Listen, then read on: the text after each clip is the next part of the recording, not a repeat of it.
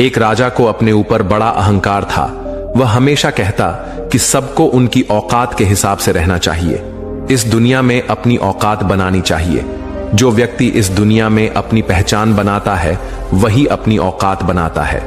वह राजा हमेशा अपनी बड़ाई करता रहता और जो राजा की बड़ाई करता उसे वह राजा इनाम भी देता। उसने कई राज्य जीत लिए थे। उसके युद्ध कौशल के सामने सब घुटने टेक देते थे। कोई भी उसके सामने टिक नहीं पाता था।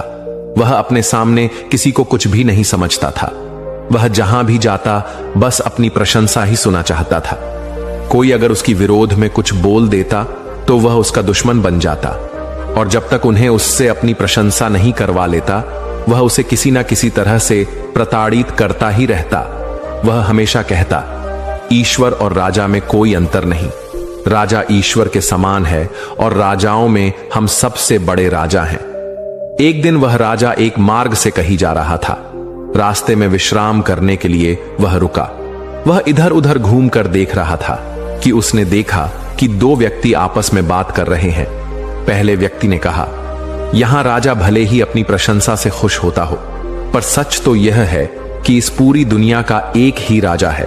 वही चक्रवर्ती और वही सम्राट है। उनके जैसा कोई भी नहीं। दूसरे ने कहा, तुम ठीक कहते हो मित्र, उनके जैसा तो कोई है ही नहीं। यह सुनते ही उस राजा के मन को बड़ी चोट पहुंची। उसे समझ नहीं आया कि यह कौन सा राजा है जिसके बारे में वह नहीं जानता। उसने अपनी सिपाहियां से उन दोनों व्यक्तियों को पकड़कर लाने के लिए कहा। सिपाही उन दोनों व्यक्तियों को पकड़कर राजा के सामने ले आए। राजा ने कहा, हमने तुम्हारी बातें सुनी। क्या हम बड़े राजा नहीं हैं? क्या हमसे भी बड़ा कोई राजा है? जल्दी बताओ, कौन है वो जिसके बारे में तुम बात कर रहे थे? नहीं तो तुम्हें यही के यही मृत्युदंड मिलेगा।